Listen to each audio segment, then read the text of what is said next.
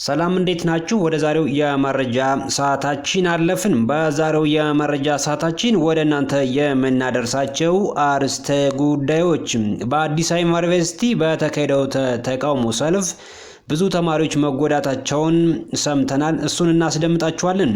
ወደ ውጭ ስናልፍ የሩሲያ የጦር ኃይሎች በዩክሬን ላይ ከባድ የሆነ የሚሳኤል ጥቃት መሰንዘር ጀምረዋል። እሱም ምን ይመስል ነበር በመረጃችን ታገኙታላችሁ። ላይክ እና ሰብስክራይብ በማድረግ እስከ መረጃው ፍጻሜ ድረስ አብራችሁን ሁኑ።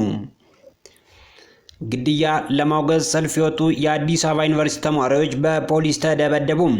በኦሮሚያ የተፈጸመውን ግድያ ለማውገዝ አደባባይ የወጡ የአዲስ አበባ ዩኒቨርሲቲ ተማሪዎች በፖሊስ ተደበደቡ። 200 ገደማ ተማሪዎች በተሳተፉበት ሰልፍ ሞት በቃ እንዲሁም አማራ እየሞተ የምትበለጽግ ኢትዮጵያ የለችም የሚሉ መፈክሮችም ታይተዋል። ዶይቼ ቬለ ያነጋገራቸው ተሳታፊ በድብደባ ብዙ ተማሪዎች ሲጎዱ 5 ገደማ መታሰራቸው ተናግረዋል።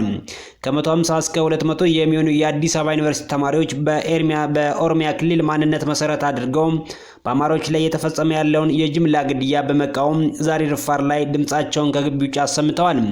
በሰልፉ ላይ የተሳተፉት የነበሩት ሁለት ተማሪዎች ለዲደብሊው እንደተናገሩት የፌዴራል ፖሊስ ተማሪዎችን ለተቃውሞ እንደሚወጡ ቀድሞ መረጃ ስለደረሳቸው ብዙ ተማሪዎች ከዋናው ግቢ እንዳይወጡ አፈና ተደርጎባቸዋል ሲሉ ተደምጠዋል።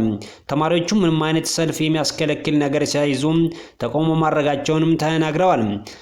አስተጋብተናል ካላቸው መፈክሮች መካከልም ሞት በቃን፣ አማራ እየሞተ የምትበለጽግ ኢትዮጵያ የለችም፣ ዘር ለይቶ መግደል ይብቃ፣ እኛ እንደማንኛውም ብሔር ብሔረሰቦች እኩል መታየት እና እኩል ተከብሮ የመኖር እንፈልጋለን የሚሉት እንደሚገኙበትም ተገልጿል።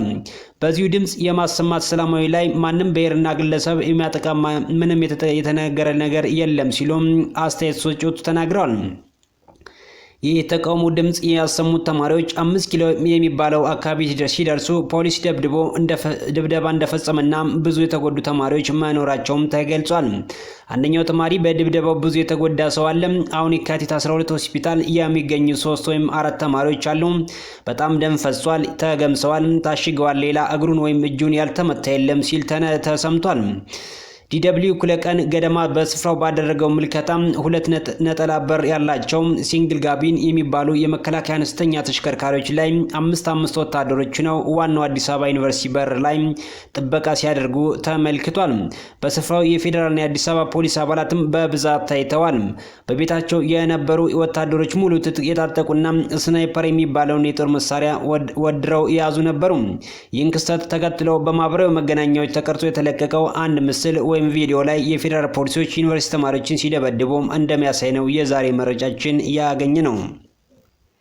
ወደ ውጭ መረጃችን ስናልፍ በዩክሬን ውስጥ የሩሲያ ኃይሎች ተከታታይ የሆነ የሚሳኤል ጥቃት መሰንዘራቸው ተገልጿል።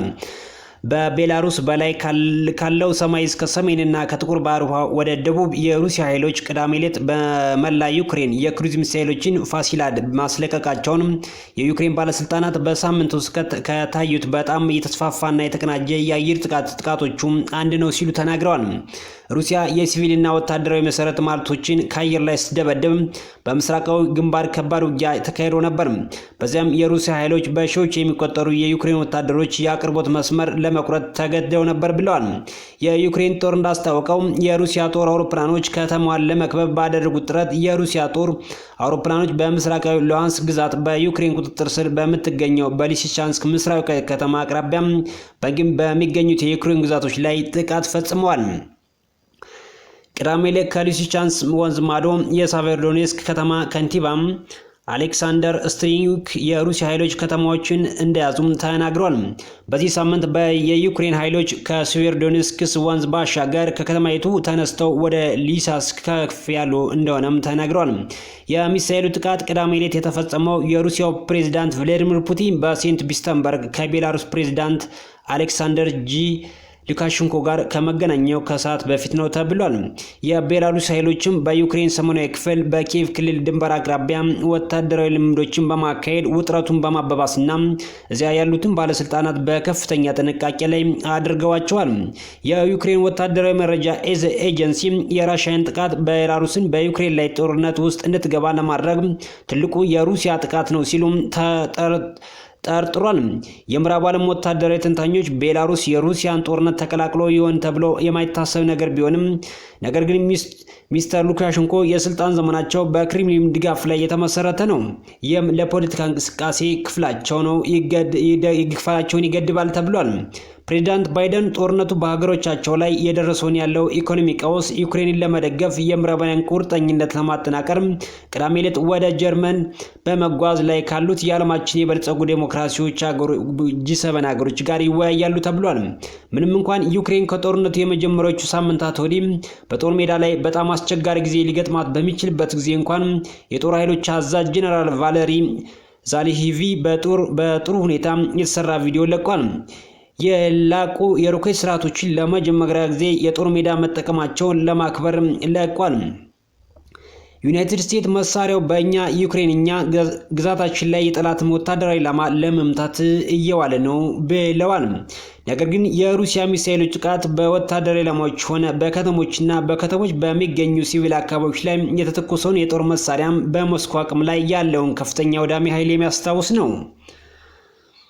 ጦርነቱ ከተጀመረበት ጊዜ አንስቶም በሩሲያ ወታደሮች ጥቃት እየተፈጸመባቸው ያለው የወደብ ከተማ ማይኮላይቭ ከንቲባ መዳን የሚፈልጉ ሁሉ እንዲወጡም ጥሪ አቅርበዋል። ምክንያቱም ይህ ሁሉ የሚያበቃው መቼ እንደሆነ ግልጽ አይደለም ሲሉ ነው የተናገሩት። ከሬዲዮ ነጻነት ጋር ባደረጉት ቃለ ምልልስ ከተማዋ በየቀኑ እየተደበደበች እንደሆነ እና ከነዚህ ጥይቶች ውስጥም 80% ያሉ ክላስተር ጥይቶች ናቸው ከሩሲያ ባለብዙ ማስጀመሪያ የሮኬት ስርዓቶችም እንደተተኮሱ ነው የተናገረው።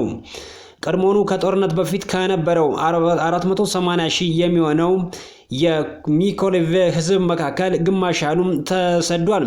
ከቀሩት መካከልም በርካቶች በእድሜ የገፉ ሲሆን 80% ያህሉ በእርዳታ ድርጅቶች በሚከፋፈሉ ምግብና አልባሳት በህይወት ይኖራሉ ሲል ነው የተናገረው።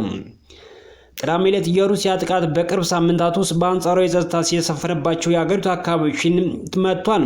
በምዕራቡና ሰሜናዊ ክፍሎች የአየር ደወል ጩኸት አልፎ አልፎ በታየባቸው አካባቢዎች ሚሳኤሎች በተተኮሱበት ርቀት ላይ ከ48 ሰዓት ባነሰ ጊዜ ውስጥ ነው ብለዋል።